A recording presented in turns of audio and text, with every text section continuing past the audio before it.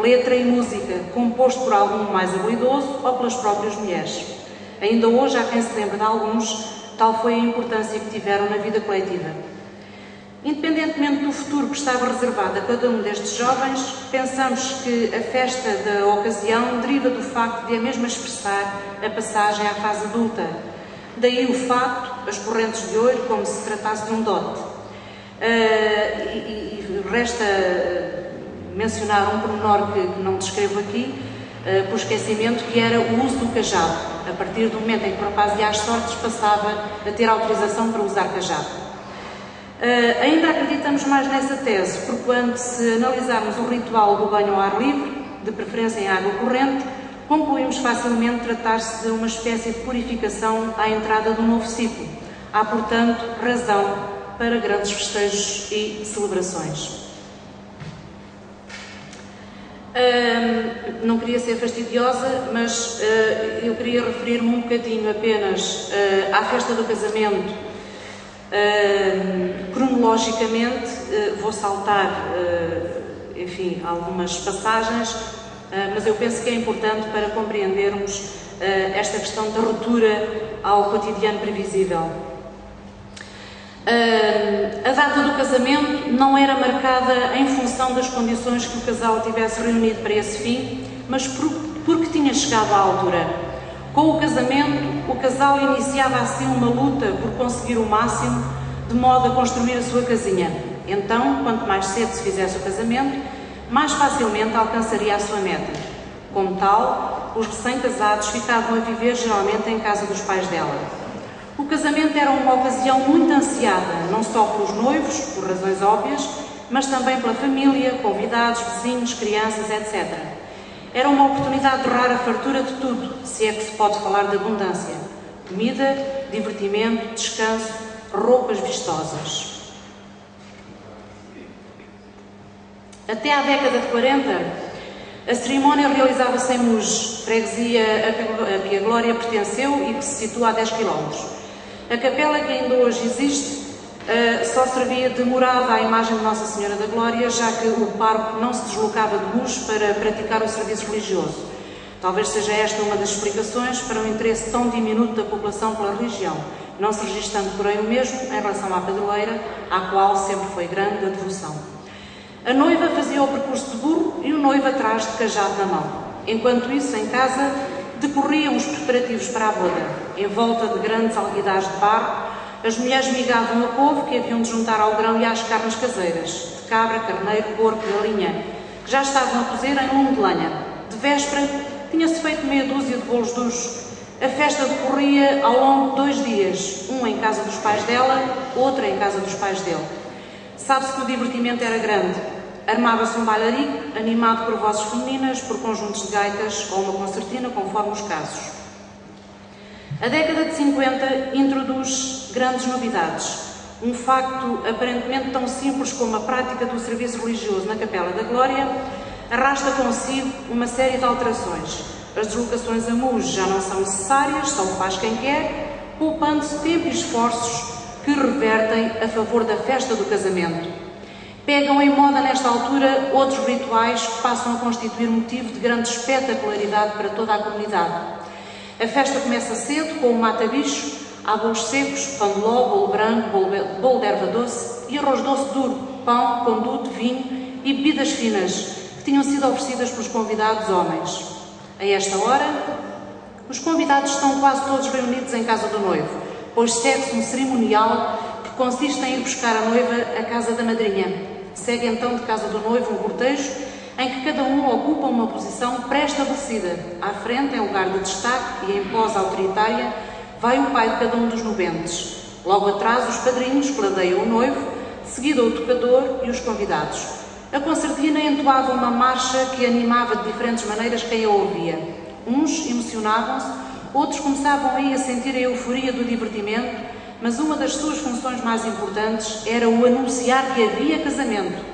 Ao ouvir a concertina, toda a gente corria a ver passar o cortejo. Homens, mulheres, crianças. Estas iam sempre atrás. O casamento fazia-se de manhã De regresso, os noivos já vinham ao lado um do outro, acompanhados pelos respectivos padrinhos, os pais sempre à frente. À saída da igreja, 3 ou 4 convidadas atiravam amêndoas para quem de fora estava a ver o casamento. Mulheres, cachopas e rapazes, ao desafio, apanhavam-nos do chão a ver quem fazia o regaço maior. Na semana anterior ao casamento, cada convidada casada oferecia à mãe um farnel composto por massa, arroz, açúcar, farinha, grão, ovos, etc. e uma galinha. Os homens levavam um garrafão de vinho e uma garrafa de bebida fina. Durante toda a semana, bastante atarefadas, as mulheres faziam os preparativos para a boda. Os bolos, o arroz doce, matavam os animais e preparavam as carnes. A boda durava 2 dias. A emenda era sempre a mesma. Couve com grão, massa com galinha, mas surge nesta altura um prato novo a juntar aos anteriores. Carneiro guisado com batatas. Os doces sofrem um pequeno aumento. Ao domingo, ou seja, ao segundo dia do casamento, depois do almoço, fazia-se a entrega da noiva. De novo, em grande cortejo, a concertina a tocar, os noivos à frente e a ver-se o sítio onde os noivos passavam a viver. Aí, os convidados faziam fila e ordenadamente davam os parabéns aos noivos, pais e padrinhos, que se dispunham também em posições definidas. A noiva partia o bolo e oferecia aos convidados, que retribuíam com uma oferta em dinheiro. As mulheres neste momento já não davam nada, visto que o fardo de farnel, oferecido na semana anterior ao casamento, constituía a sua comparticipação. A entrega da noiva durava até à tardinha, depois de se ter realizado um animado bailarico. Umas horas antes da entrega da noiva, 2 convidadas, por norma raparigas, uma de cada parte, levavam à cabeça em cestos de verga o bolo da noiva e o bolo do noivo, descobertos para que toda a gente os pudesse admirar. Os bolos, enfeitados e grandes, eram uma espécie de símbolos colocados sobre a mesa no lugar ocupado pelos noivos. Antes da ceia, quer no primeiro, quer no segundo dia, os homens tinham de libertar o espaço para que as mulheres pudessem fazer o serviço. Andavam assim, de taberna em taberna com o tocador, e aí alguém pagava vinho e cigarros de que todos se serviam.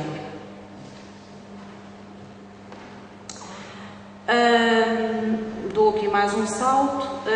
Na transição da década de 60 para a de 70, em termos de aparência física, porque eu faço aqui uma longa descrição dos trajes, dos fatos e da sua evolução, que não importa para aqui. Portanto, em termos de aparência física, as tradições vão sendo substituídas pelas novidades. Mas a festa do casamento ganha cada vez mais peso à medida que o tempo avança e nos finais dos anos 60 os casamentos passam a durar 3 e 4 dias num entusiasmo ininterrupto. Todos os convencionalismos que se desenham nos anos 50 ganham nesta altura uma solidez que parecia inabalável, de tal modo que o casamento de fulano ou beltrana era lembrado durante muito tempo nos trabalhos ou nas conversas domésticas. Comia-se, bebia-se, brincava-se e dançava-se sem conta nem medida. Os dias eram tirados para isso e havia em quase todos os casamentos uma espécie de convidados certos que garantiam a animosidade do festim. Nos anos 80 surge a moda do restaurante e esfumam-se assim no tempo hábitos, costumes e rituais com toda uma carga simbólica representativa de uma sociedade que durante muito tempo preferiu definir e respeitar as suas próprias regras em função das circunstâncias e de um modo de sentir muito sui generis. Finalmente, vou falar das festas anuais. Eu sei que já estou a enfadar, mas prometo ser breve. A festa anual realizava-se sempre em setembro.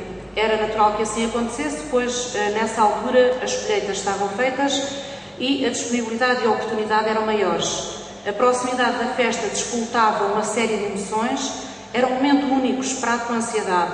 Era a oportunidade de se sentir bonito, devido às vestimentas vistosas usadas nessa ocasião, comer melhor e com fartura, balhar até as pernas não suportarem mais, mas era sobretudo um período de confraternização incomparável.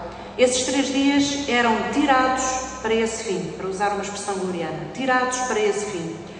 Os momentos altos da festa, a chegada da banda, o hastear da bandeira, a noite do fogo, a procissão e a entrega da bandeira, eram sentidos com uma emoção especial.